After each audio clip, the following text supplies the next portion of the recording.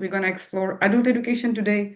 So if you're in a rush to get to know youth sector, or if you're in a rush to get to know AI, then you're going to have to wait for tomorrow and for the next day. The webinar is designed for the newcomers, so people who are new to the program, who are very confused about what is out there. Hello, Romania. Hello, Greece. So the newcomers from the EU member states mostly, and the countries which have full access to the program. Those are the ones that I'm going to direct the webinar to. And these are people who are new to the program, who are very fresh and who are not very sure about what is what. I have worked as a trainer for over 10 years now, and I keep meeting with you. I keep listening to the struggles that there are out there for people who want to create organizations and they don't know what to do, for people who have organizations and they still don't know what to do. So we also have a bunch of questions that we know that they keep repeating. And then we try to bring them to you throughout webinars, throughout our courses, throughout our online platforms, which are out there, and in physical trainings also. So that's the first thing, newcomers.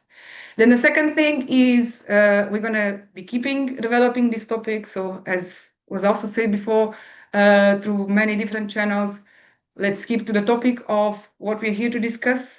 I like meeting people, and I like helping you growing and learning, and that's what I'm here for, and that's what I'm here to provide to you today. So what is not contributing to that is not contributing at all. And there will be moments for questions. So I see that you're already putting things on the chat. I cannot be focused on all of it at once. There are going to be always in the end of each webinar, there is going to be a moment for questions and answers, and then I'm going to try to bring the questions and answers to you. And clarify things. I always try to make things easy, and I always try to bring you information step by step. So the program guide is a very big content of information. So when you want easy come, easy go answer, very often that's not possible. So that's one of the things that you need to be aware of. So things need to have context. Things need to have an understanding of what there is. And even if we're talking about the same project, depending on the needs of the organizations, for one organization, one thing may work, for the other, it may not work. So there is no one size fits all. That's one of the things that we need to remember. And that's why there are so many different projects being approved and being created and being submitted, because there are a whole different needs that we have depending on a lot of different factors, okay? But I'll try to keep it simple, to keep it in a way that you can understand also where to look for information afterwards. And that's pretty much for us today. So if you're ready, if you have your teas, if you have your coffees, if you're sitting comfortable, and if you're ready to listen to me, let's go, so I can help you a bit with this Erasmus Plus program. So what are we here to do for you today? So I'm here today, I'm spending my afternoon. It's very sunny outside in Leszno. I'm spending my afternoon with you because I really, truly believe that there is a need out there to understand the program. And I want to bring this to you. And I have been doing this for a long time. We have been doing free resources for you. We also have paid services for you that we do. And we do it mostly because if you want to do things that you love doing, because that's what I do. I love doing these projects. I love doing things that make sense to me and to the community where I live. And then if that makes sense to you also, you need to have at least access to the information of what there is and what there is not, so that you can look for information afterwards. So I'm here for you at your services today to discuss Erasmus Plus project. So we're going to discuss it a bit, what the program is. Then what can you request fund for adult education projects? What is the adult education field? Because one of the questions that comes to me very often is that you're very confused with the sectors. Which sector is which? Where do I apply? If I want to do this, if I want to do that, where do I go? Well, that's what I'm here to do today, tomorrow, and the next session is to explain you these different sectors also. And today we start with the sector of adult education. And we're going to discuss it in the capacity of individuals. So if you're a person, or if you belong to an organization. You're still a person, but you're a person who is in charge of doing different things. So there's a difference here that needs to be made, and I will try to make it for you. And then, as I said, you're going to have the questions and answers in the end of the webinar before we close. So let's go. I'm going to also have some questions for you throughout the webinar, so I need to check if you're still there with me. So we're going to be focused today in the adult education sector and in Key Action 1 project. So there are 3 different key actions that are Germany actions. As I said, the program is big, and depending on what you want to do, there are a lot of different things that are possible. Within this week, we're going to focus on Key Action 1 projects, and we're going to focus on the mobility of individuals today and in the program Erasmus+. So it's one of the key actions of the program. The program is into place until 2027. The program is not new. The program Erasmus Plus is into place for a while now. And before the program Erasmus Plus, there were other programs which were the same thing, but they have been adapted. But before there were different separate programs, which now they have been put all together into one program. So probably you know that before there was the program Erasmus, which is very often confused with the program Erasmus Plus. The program Erasmus does no longer exist. The program Erasmus was the students' mobility. It's old news, folks, leave it where there is. Now there is a part of Erasmus Plus that is Erasmus. So there is still a part of Erasmus Plus which is dedicated for the students' exchange, but there is also a lot of different things that there were before as Youth in Action, Grundvik projects, they all have come into one program now. And so before they were divided into different things, and now there is this big program which the main goal is to support education. So Erasmus Plus is one and foremost and above anything else an educational program. So as long as you want to bring education and learning and training, you can use the program Erasmus Plus. Okay? So the program supports education, training, youth, so young people, supporting their empowerment and their participation in projects, and sports. So if you'd like to develop sports activities, that's also something you can do within the program. Okay? There is one document which I'm not sure you have seen or not, but it's the main, most important document we need to see and look at it at least from time to time, which is the Erasmus Plus program guide. Another thing that you bring to us very often is that the program guide is very long. There's a lot of different information, and you don't know where to look for the information. Okay, my answer is you just chill, you sit, and things are easy when you understand, and when you go with them with somebody who can actually help you, who can actually support you understand things.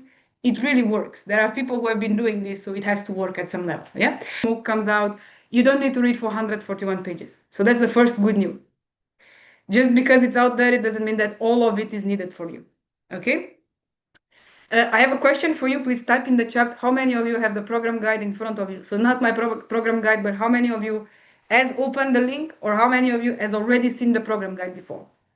So one of the things that I normally tell people in my webinars is that I'm here to help you today. I'm here to explain things to you today.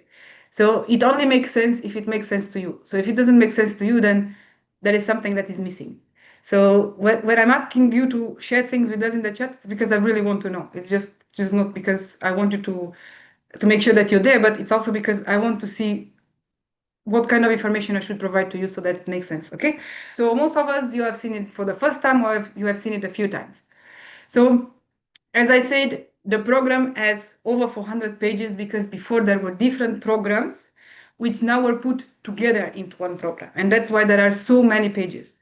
But the thing is, from the moment that you understand what you want to do, from these 400 pages, you're reduced to probably 20 pages of the program guide.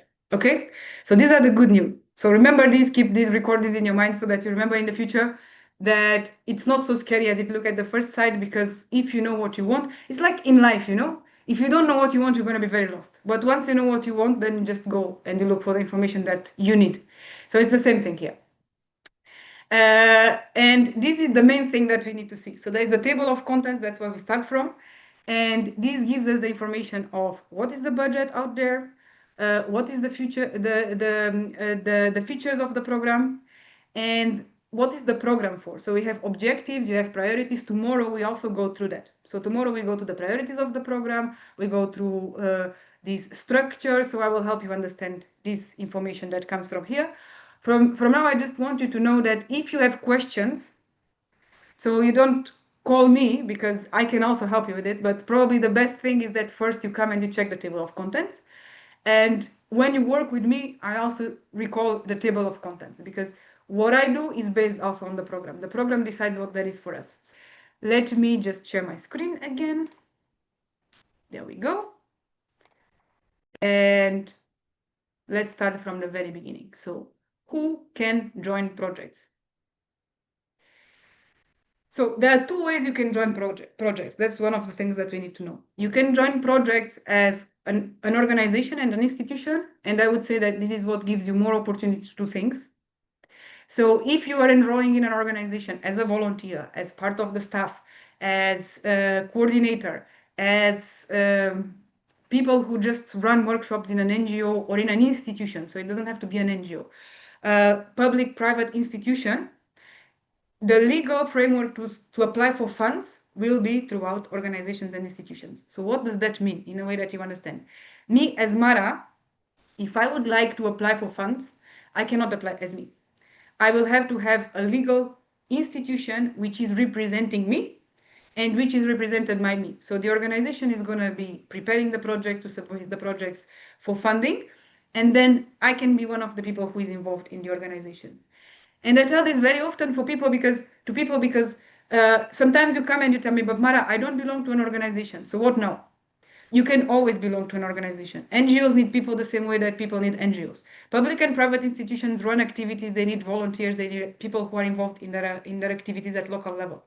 So if they're not doing projects, then you can always come to them and you can say, hey, listen, we have been listening to these projects and to these webinars and to these courses, and we would like to do something with you. And it's a win-win situation, or maybe it's a win-win-win-win-win situation because it's win for you, it's win for them, and it's win for the people who work with them around the activities they do. So especially in the projects we're going to discuss today, we're focused on projects in which we have an organization and an institution or an institution with which we are collaborating. A second part of projects, and we're going to discuss that tomorrow, is you're just you're just a person who is normally looking for projects. You would like to go abroad. You don't belong to an organization. So what do I do? So me as Mara, I can join as a participant. You probably have seen that already. And if there is a training or a seminar or a conference, I would like to join as a participant. You can do that, but not so much throughout what we will discuss today. Okay, that's something that you need to keep in mind. So there are two ways of doing things. Applying for funds, so getting funds to run activities that you want to do, and then you need to have an organization or an institution that you collaborate with. Or if you just want to be part of a project as a participant to learn, to develop, to grow, then you have the second part of being an individual and joining a project, just going for 7 days, training, learning, coming back and delivering the learning to other people. Okay? Let me know if it's clear for you until now. So just type yes, no, yes, no, yes, no, yes, no.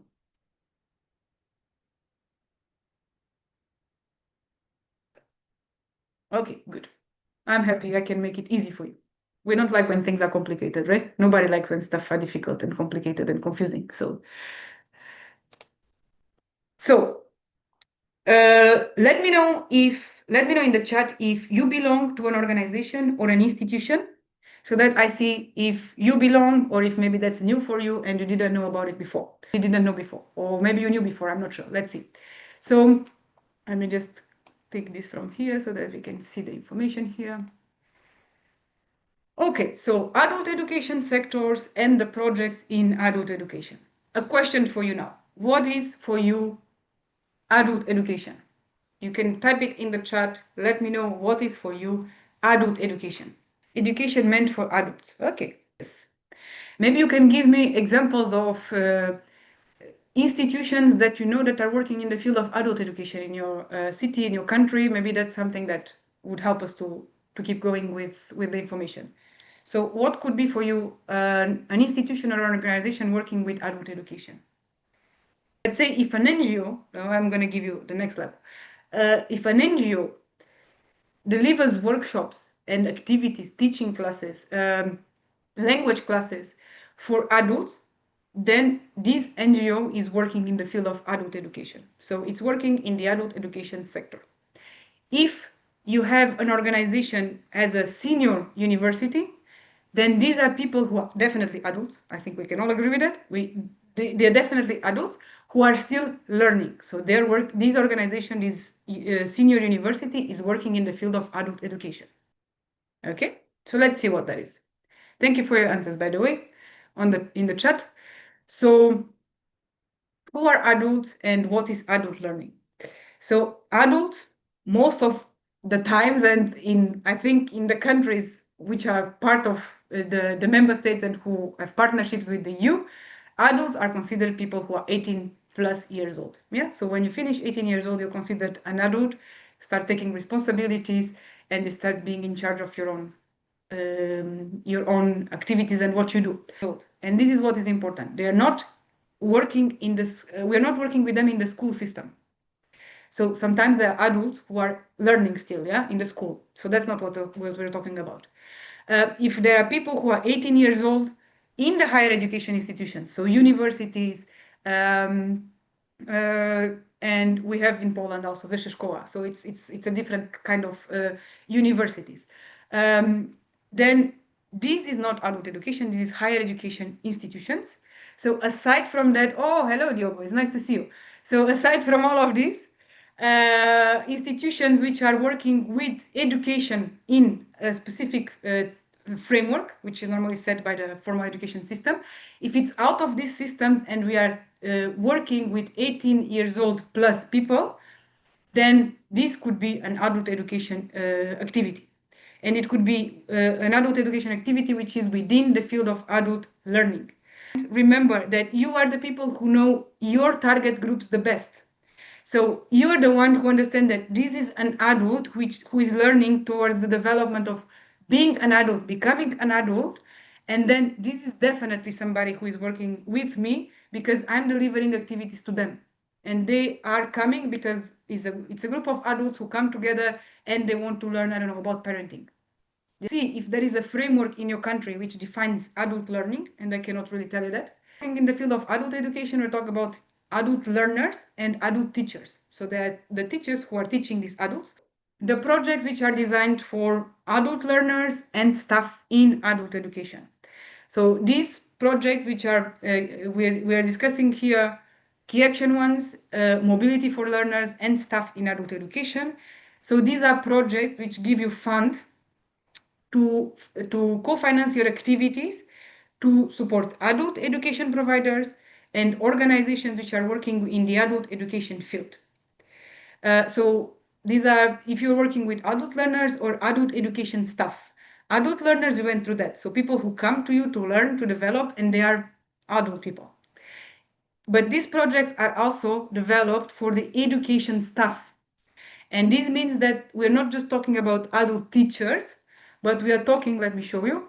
Maybe let me show you here. We're not just this comes from the program guide, so this is not something that I have understood from somewhere. So we are talking about projects in which we can support mobility, so people traveling abroad to a different country to learn. And we're talking about teachers, we're talking about trainers, we're talking about non-teaching staff who are working with institutions in the adult education. So language schools, senior universities, NGOs working with adults. These are people who are supporting adult learner, and if they're teachers, trainers, or non-teaching staff, they can be involved in your projects. And you have it from the program guide written here. It can be management staff, counselors, policy coordinators, so people who are working with policy and they are supporting adults. These people, they can take part in these projects. And they need to be sent by the sending organization. So as I said, you need an organization which is supporting you. So if you have an organization, which I understand you do, and if your organization is involved in working with adults, remember you can ask for funds for supporting all your team which is working with you, so not only the learners and not only the teachers. That's the first thing I would like you to know. And what can you do? So there are different kind of activities that are available within this kind of key action projects. You can do job shadowing, so you can get a fund to send people abroad, and you get fund for the travels, you get fund for the accommodation of the people over there. So job shadowing means that you go, let's say, I have a language school in Poland, and I would like to develop my internal management and make it automatized. So we do everything, or we do most of the things still people are doing it. So I would like to learn from another language schools abroad who are already automatizing the process of teaching. So in this case, we could use a job shadowing project in which I go to France, let's say, I visit one of you in one of your language schools, and then I'm going to learn how you're doing it so that I can come back and I can improve the activities that I'm doing in Poland. So this is what job shadowing means, is that you go abroad and you shadow these people to learn how they work. Then you have professional development courses in which you can receive funding to send your staff abroad for courses, for private courses, and you can get an amount for a fee to pay for the private course, for the travel, and for the spends that they will have abroad by staying there for a week, for instance. Yeah, and up to 10 days you can be in a course abroad. Then you can also send individual and group teams abroad. So that's called individual and group mobility of adult learners. So if you want to send your learners abroad to learn what other people are doing, you can also do that. A senior university send the learners to a different country abroad so that they would interact with other seniors in a different senior university. So that's something that you could do, send your learners, and you can send them individually or in group. In this case, they were in a group abroad, and again you get funds for them to stay in for the days that they're there, for the travels, so that you get the fund for the learning and the development. And you can invite experts to teach you something new in your organization, for instance. Yeah. So this is what this kind of projects support when we're talking about adults, so people who are teaching adults or who are learning from an adult learning context. And when we speak about applicants, so people who are applying for projects, who are applying for these kind of projects, who are applying to receive funding on this project. So in this case would be an organization, an institution, and who are these organizations and institutions? So we're talking about organizations providing formal, informal, and non-formal education. So if you're teaching people, if you're supporting their learning development, if they are adults, and you're supporting them formally, informally, or non-formally in matter of learning, you can apply for funding. And here you have even the information of who could be these institutions. So local and regional public authorities, coordination bodies, and other organizations with a role in the field of adult education. So again, the definition is broad, and I can hear in your heads already, but if it's broad, then I can or I cannot. Most probably you can. If there is no clarification that you cannot, most probably you can. As long as these applicants, so these organizations belong to the EU member states, and the third country associated to the program, these are the ones who can take fully advantage of the program Erasmus+. And actually we have a saying that it doesn't matter what you do, if you have your camera on, if you have your camera off, if you're standing on your head, I'm going to bring the knowledge to you anyway. So I don't care. I'm going to make sure that I bring whatever I know to you. I keep my fingers crossed for your project and to the project that the organizations have been writing and that makes sense to them. I'm probably your best fan from the people that is out there. And yeah, so that's what I hear often, is that the field of adult education is new. And normally when we speak about sectors, with what we speak is with whom do we work? Because Diogo now he put also, we had key actions 1, and now we have key action 2. So I don't want to mix it if you're just a beginner, and because then this also is confusing for you. But the key action is just based on what you want to do, while the sectors are based on who do you want to do it for. So you can do projects for adults, you can do projects for young people, you can do projects for school students and teachers, for higher education, lecturers and teachers, for staff, and depending on whom you want to work with or who you are already working with, the sector comes up, and depending on what you want to do, then the key actions come up. Okay. First of all, I would like to thank you for sharing your struggles with us. I would like to thank you for your time, to being here with us. I really appreciate it. We do appreciate that you're here with us and that you're taking your time. and for sharing your struggles with us. So that's how then we can bring the solutions to you when we know what is out there, because otherwise it doesn't make sense. And we are here to help you as EU Training Academy. If you let us, I will tell you a bit about what we do. So that you know, we have, as I said, we have courses, we also have free resources, and we have so many things that I think sometimes people get a bit lost. But also, as I said, I do my best to put the information out there for you. So I think if you let me and if you allow me, I will share with you a bit of what we do. Okay. So we have courses online, and the courses that we have put online out there, we have fully online courses at the moment, which you can go, you can enroll, you can join anywhere, you can join anytime, you can be dressed like in your pajamas and you can be with us. And for now, we have courses on European projects. So what is the need to create an European project? We have a course on Erasmus Plus. So what is the program and how do you understand this program? So all these questions that pop up, which sector, how do I apply, what are the platforms? That's what the second course is for, so what the program is. And then we have a third part of the course, which is Key Action 1 projects, and Key Action 2 projects will come. And what we did was we tried to put the projects, the courses out there for you in a little budget. So when you come to me, because often I also have people who want to join my courses, but the live courses, because we also have live courses, so obviously then the budget for sleeping, for accommodation, so it's more expensive. So what we did was we tried to put the courses out there in a way that if you can either apply and buy the courses yourself, or if you collect friends, I'm sure you can manage to afford this budget, because we made it like really little budget so that you can have access to the information anyway. And it's little budget not because there is no content, because you have videos inside of the courses. We have templates of the application form, so you can see it in advance and you can prepare yourself in advance. You have the templates of what you need to prepare based on what you want to create. You have reflection exercises also, so that there is not only learning passively, but you can put this learning into the reality of what you do and how you want to work.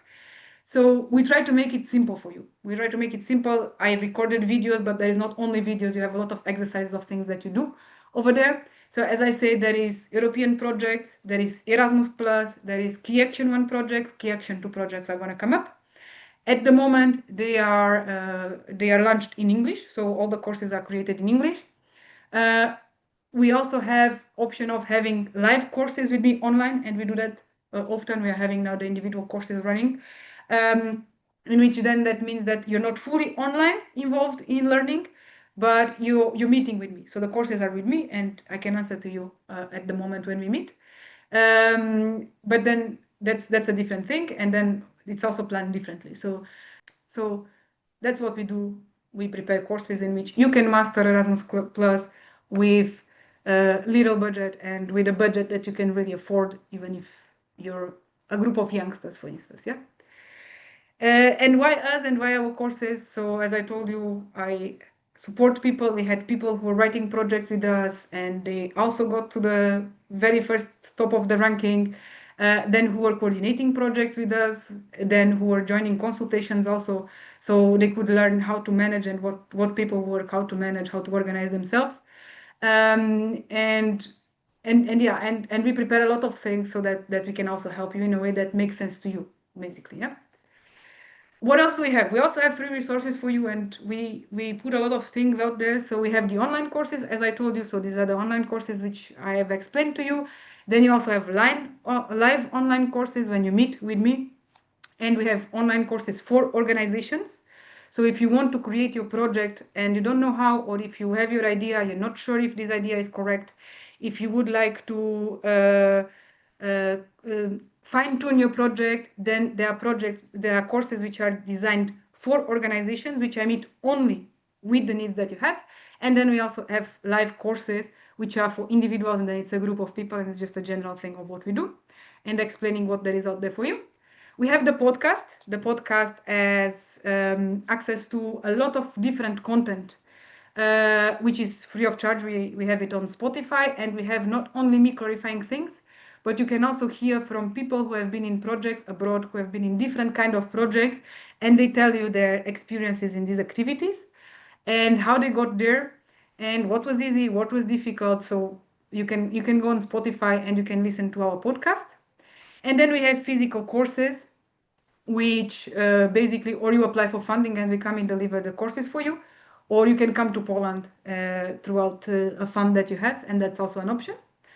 And if you can book, if you would like to book consultations with us, there are consultations out there, and we will be happy to help you if you book it with us. So you just go, you click, and then you have a consultation with us. You book it, and I will explain you what there is out there for you. Or we also have consultations on your projects. So if you have a project and you'd like to see it, and you'd like to go and check what you could improve, then you could also book consultation. So that is all of this for you, and that is coaching, mentoring, that is soft skills, that is this whole thing that we have out there for you. So there is really no way you don't apply for projects if that's really what you want to do. Yeah, that's basically what I can tell you.